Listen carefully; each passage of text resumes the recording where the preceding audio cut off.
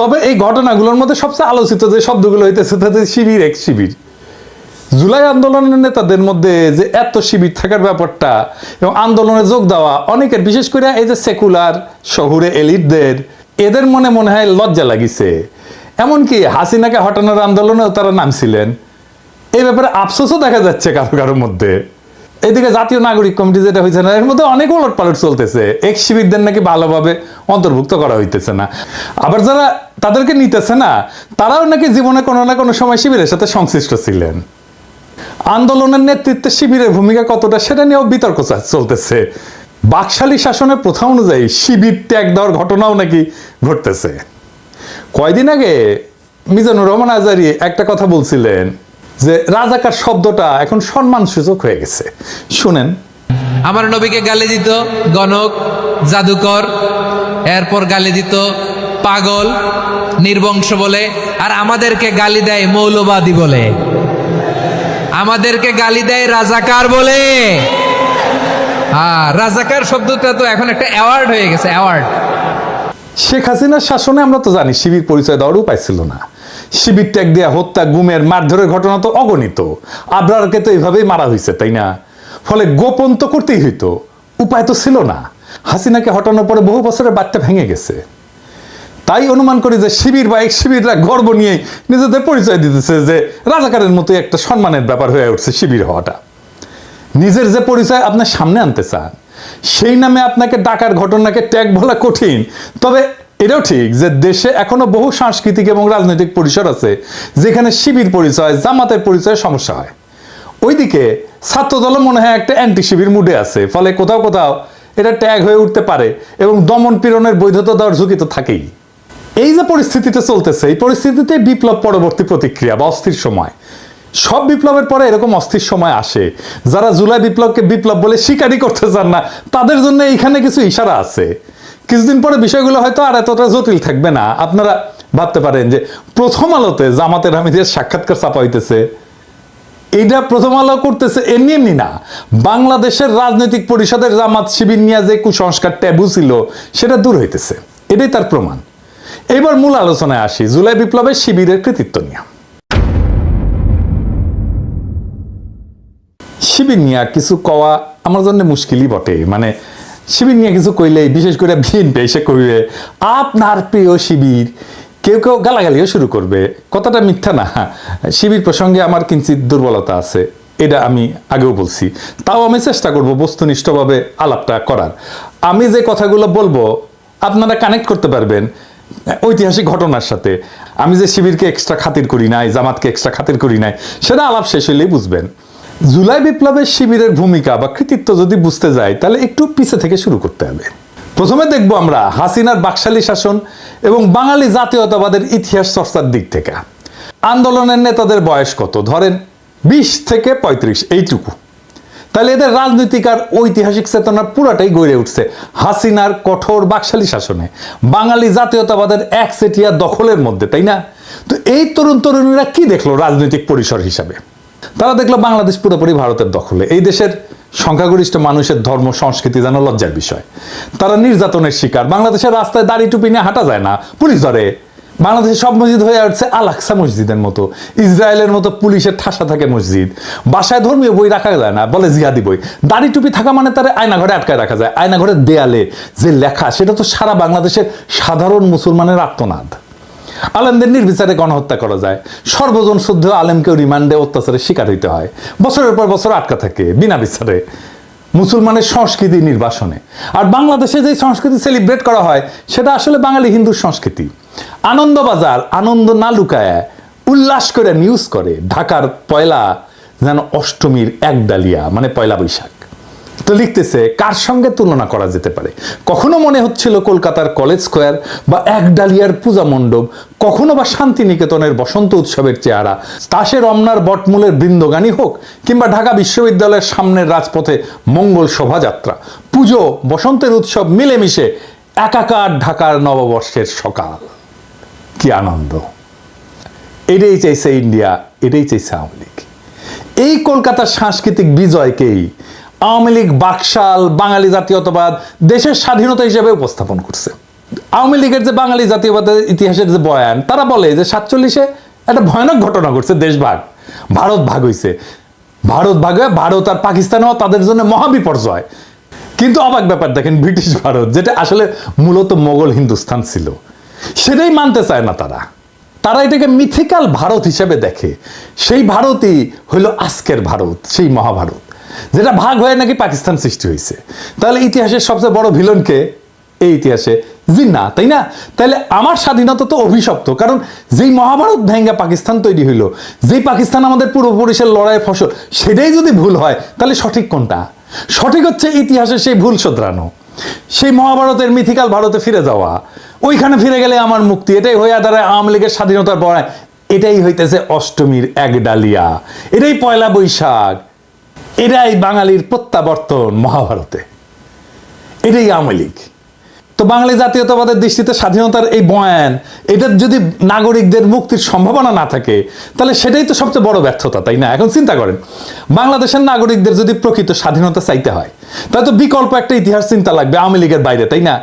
কেননা খোদ স্বাধীনতার বয়ান আপনার মুক্তির আকাঙ্ক্ষাকে ধারণ করতে পারতেছে না। তো এখন দেখেন, আপনি যদি দেশের মানুষের মুক্তি চান, স্বাধীনতার রাজনীতি করেন, আন্দোলন করেন, তাহলে তো একটা সংগঠিত রাজনৈতিক শক্তি লাগবে আপনার জন্য। দেশের মানুষকে আহ্বান জানাইতে হবে তো সেই রাজনৈতিক শক্তি থেকে। সবচেয়ে বড় কথা, জনগণের ভরসাস্থল হইতে হবে তো আপনাকে। আপনার ডাকে তারা সাড়া না দিলে কিভাবে আন্দোলন করবেন? আপনি তখন সংগঠিত রাজনৈতিক শক্তির খোঁজ করবেন, তাই না? উঠতে বেড়াবেন, দেশের রাজনৈতিক সংগঠনগুলোর দিকে নজর দিবেন, তাদের বয়ান, ইতিহাস চিন্তা যাচাই বাছাই করবেন, তাই না? হাসিনা প্রতিপক্ষ রাজনৈতিক শক্তিগুলোর মধ্যে যদি সম্ভাবনা খুঁজতে যায়, দেখেন কারা কারা আছে। বিএনপি আছে, বাম দল আছে দুই একটা, জামাত আছে, শিবির আছে, এই তো হেফাজত আছে। এই পর্যায়ে এসে আপনার মনে হবে যে বাংলাদেশের প্রকৃত স্বাধীনতার ভিত্তি কোথায়, দেশের নাগরিকদের মুক্তির জন্য কোন ইতিহাস চিন্তা সবচেয়ে উপযুক্ত, তাই না? আপনি বিএনপিকে যদি দেখেন, দেখবেন যে নির্যাতিত তারা, হাসিনার দমন পীড়নে তারা পিষ্ট, নেতারা জেলে, কর্মীরা গুম হয়ে যাচ্ছে, ক্রসফায়ারে যাচ্ছে, ঘর বাড়ি ছেড়ে পালাই বেড়াচ্ছে বনে জঙ্গলে, তাই না? ভালো একটা সম্ভাবনা খুঁজে পেলেন, মজলুম দল সাধ্যমতো লড়াই করতেছে, রক্ত দিতেছে, তখন তাদের ইতিহাস চিন্তার দিকে নজর দেবেন। আপনি কি পেলেন? আপনি তো খুব একটা স্পষ্ট কিছু বুঝতে পারলেন না। বিএনপির মধ্যে আপনি তো গণতন্ত্রের দাবি দেখবেন, ভোটের দাবি দেখবেন, তারা একটা ভোট চাইছে, তাদের মধ্যে ভারত বিরোধিতা আছে একটা সেকশনের মধ্যে। বিএনপির লোকেরা বলে না যে আপনারা দেখতে পান না, আমরা তো তিস্তা নিয়ে প্রোগ্রাম করছি, লং মার্চ করছি ইন্ডিয়ার বিরুদ্ধে, আমরা কি ইন্ডিয়ার বিরুদ্ধে কথা বলি না? সত্য, কিন্তু এটাও সত্য, বিএনপির মধ্যে ভারতকে সন্তুষ্ট কইরা দেশে গণতন্ত্র ফেরানোর আশাও আছে। তো এটা তো মিথ্যা কথা না, তাই না? আপনারা তো দেন দরবার করছেন, করেন এখনো, তাই না? আপনারা তো অমিত শাহের কাছে কুজা হয়ে দাঁড়ান, আপনারা তো আদানির জন্য ওকালতি করেন, তাই না? অর্থাৎ খোদ দখলদারের কাছে নিজের মুক্তির জন্য সাহায্য চাইছেন। বড়ই অদ্ভুত ব্যাপার। তো এই দ্বন্দ্ব আপনি বুঝতে পারবেন না সহজে। ভারতকে নিয়ে কিছু বলা যাবে না, হিন্দুত্ববাদকে নিয়ে কিছু বলা যাবে না। হাসিনার আমলে এই আলাপ আসছে মূলত বিএনপি মনা অ্যাক্টিভিস্টদের কাছ থেকে।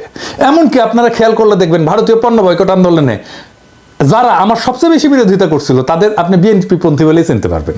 আমি আর নাম বলি না। আবার এটাও সত্য, বিএনপির শীর্ষ নেতৃত্ব ভারতীয় পণ্য বয়কট আন্দোলন সর্বাত্মক সাহায্য সমর্থন করছিল। আমি নিজে সাক্ষ্য দিচ্ছি। আমি যখন বলতাম যে ওনাদেরকে, বিএনপি নেতাদেরকে, যে ওরা কেন এমন করে, তখন বলে ও না, ওরা আমাদের লোক না, আমাদের সাপোর্টার। তার মানে বিএনপির মধ্যে এক একটা ভারত প্রশ্নে সলিড কোনো অবস্থান নাই, নানা অবস্থান আছে, নানা মত আছে, এর মধ্যে চরম ভারতপন্থী অংশ আছে। ওইদিকে তাদের কোনো সুস্পষ্ট ঐতিহাসিক অবস্থান নাই জনতার সামনে, নিজেদের ইতিহাসের বয়ান স্পষ্ট করে উপস্থাপনা করেনি বিএনপি। বিএনপির একটা ইন্টারেস্টিং দাবি ছিল, সেটা কি জানেন? সেটা হচ্ছে আওয়ামী লীগের চেয়ে বিএনপির মধ্যেই নাকি মুক্তিযোদ্ধা বেশি, জিয়াউর রহমান স্বাধীনতার ঘোষক, তাই না? তখন আপনার মনে পড়বে যে যে স্বাধীনতার বয়ান আপনাকে আওয়ামী লীগ খাওয়াইতেছে, তার আর একটা ভার্সন বিএনপি। হাসিনার সঙ্গে বিএনপির বিরোধ আসলে কি নিয়ে? তাদের পার্থক্য কেবল মুক্তিযুদ্ধের মালিকানা নিয়ে। যে বয়ানে হাসিনা 100% নিয়ন্ত্রণ দাবি করতেছে, বিএনপি সেখানে অংশীদার হইতে চায়। আর কি, সে দেশ শাসন করার অধিকার চায়। এখন এইটা একাই আওয়ামী লীগ করতেছে, তাই না? তো ঘটনা বোঝার জন্য আপনাকে যখন জিন্নার দিকে ফিরতে হবে, তখন দেখবেন বিএনপির কাছে জিন্নাও হইলেন, অথবা তারা এই বিষয়ে স্পষ্ট কোনো অবস্থান নেয়নি।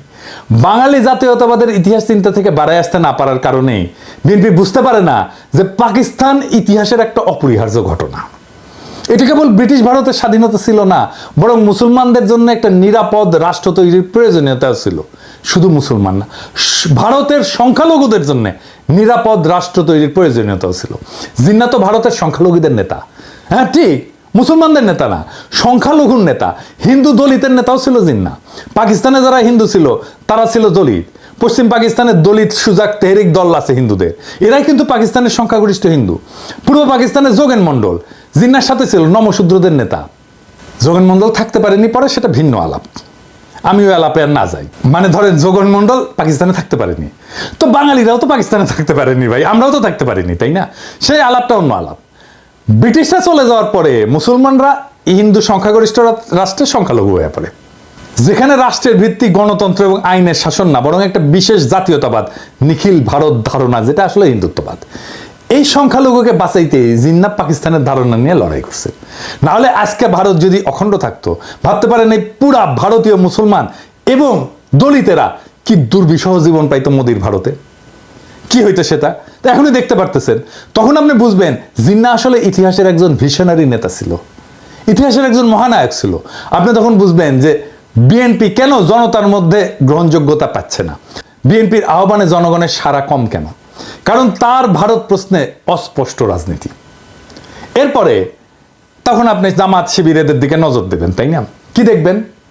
আপনার তখন মনে হইতে পারে যে এই জামাত শিবিরের মধ্যেই বিকল্প ইতিহাস চিন্তা পাওয়া যেতে পারে, যেটা আপনার আকাঙ্ক্ষার সাথে যুক্ত। আপনি দেখবেন শিবিরের মধ্যে পাকিস্তান, জিন্না, ভারত বিরোধী অবস্থান একটা সুসংগঠিত বয়ান আছে। তারা বাঙালি জাতীয়তাবাদকে ভারতীয় জাতীয়তাবাদের একটা শাখা হিসেবে চিহ্নিত করতে পারে, সক্ষম।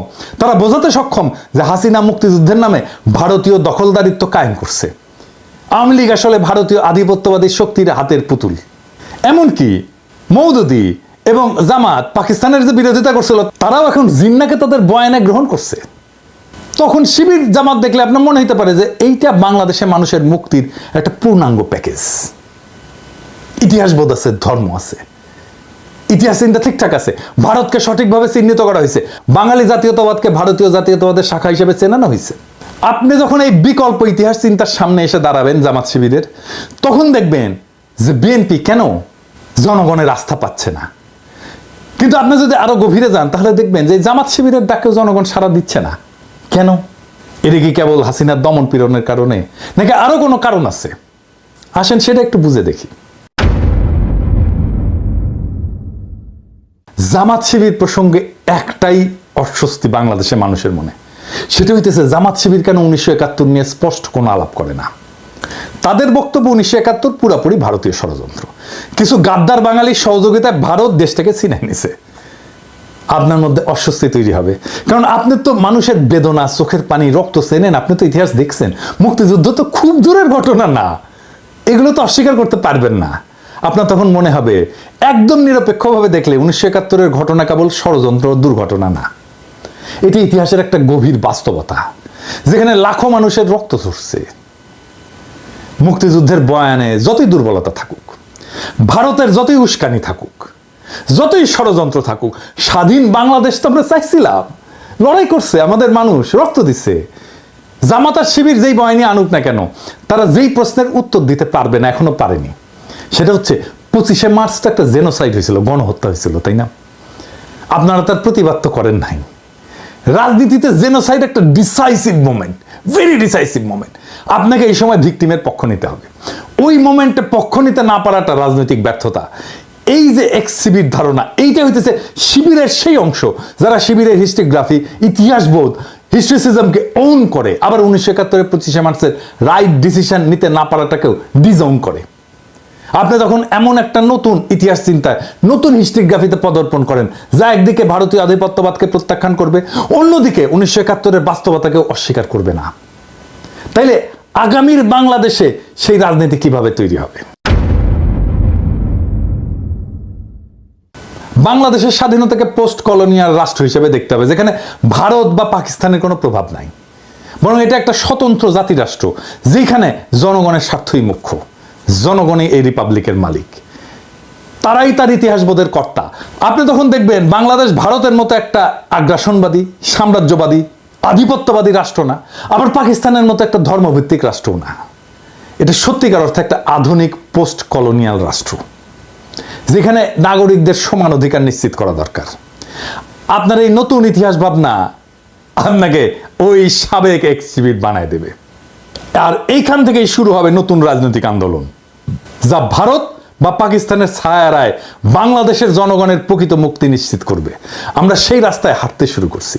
বাংলাদেশের আগামীর রাজনীতির দিশাও আসবে ওইখান থেকে। আর আমি মনে করি যে এই সাবেক শিবির যারা জামাতের রাজনীতিতে যায় নাই, আবার শিবিরের ইতিহাসবোধ পাইছে, তারাই আগামী বাংলাদেশের ইন্টেলিজেন্সিয়া। বাংলাদেশের রাজনীতি এখন এক সন্ধিক্ষণে দাঁড়ায়।